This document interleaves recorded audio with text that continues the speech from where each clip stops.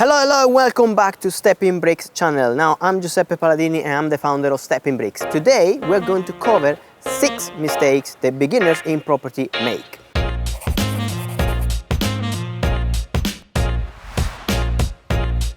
Mistake number 1.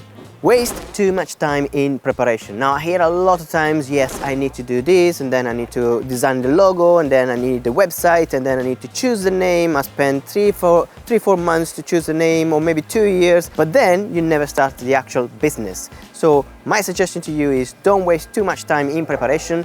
Just get started, take action straight away, because if you wait, then you're wasting time and you're not making money.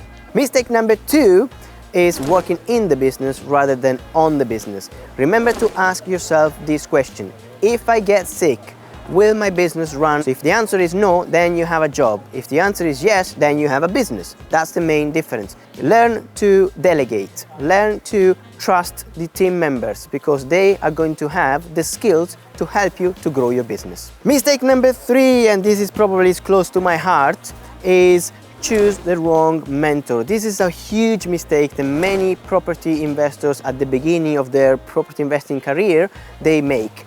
So they try to follow the shiny penny, they follow everything that the mentors say to them, or the mentors, let's say, and they believe that they can make millions on the first day of property investing. Now, that's not the case with property. Property is a long game, so you need to understand the rules of the game, as I always say. So choose the right mentor, somebody that is there for you, somebody that you can trust, somebody that is taking your hand and taking you to the next level. Mistake number 4 is taking everything personally. Now, what I want you to do is to learn to let go. You need to discipline your disappointments, you need to celebrate your successes. Like Jim Rohn said, the key here is, how can I overcome this mistake? How can I discipline my disappointments? And how can I account for it and move forward? Because if you dwell too much on the past, if you dwell too much on the mistake, then you will stay there forever.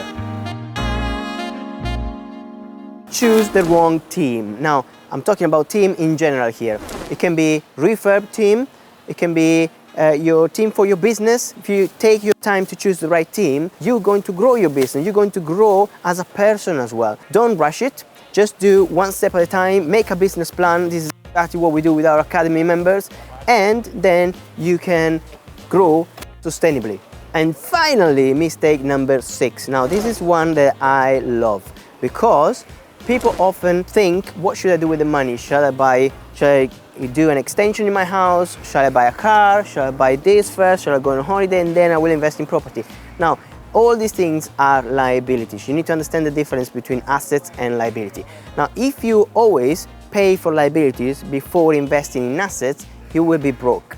If, however, you invest in assets that give you rent and pay for liabilities, then not only you have the liabilities, but you have that income coming in every single month forever, so you can buy more liabilities. So that's it for now. 6 mistakes that beginners in property investment do. So if you feel like if you relate with these mistakes, then you know there is a solution for every problem. Reach out to me, comment below, subscribe to the channel, and I will answer personally to you. I'll see you in the next video. Bye bye for now.